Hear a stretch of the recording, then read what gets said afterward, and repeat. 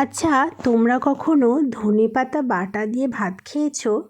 আমার কিন্তু ভীষণ ভালো লাগে, আর আজকে না ভীষণ খেতেও মন চাইছিল, তাই ভাবলাম মন যখন চাইছে তাহলে বানিয়েই ফেলি। এটা খাওয়া খুব একটা স্বাস্থ্যকর নয়, তাই মনটা কিন্তু করছিল। তারপরে ভাবলাম না, এবছর শীতে তো একবারও খাওয়া হয়নি, তাই একদিন খেলে খুব একটা ক্ষতি কিছু হবে না, বেকার মনকে কষ্ট দিয়ে লাভ নেই, তাই বানিয়েই ফেললাম ধনেপাতার ভর্তা। এটা দিয়ে গরম ভাত খেতে আমার ভীষণ ভালো লাগে। কিছুই না, ধনেপাতাটাকে কেটে ধুয়ে কাঁচা লঙ্কা, নুন আর টমেটো অ্যাড করে পেস্ট করে নাও, আর তার সাথে কাঁচা সর্ষের তেল আর লেবুর রস দিয়ে মিশিয়ে নিয়ে গরম ভাতে খেতে হবে এটা।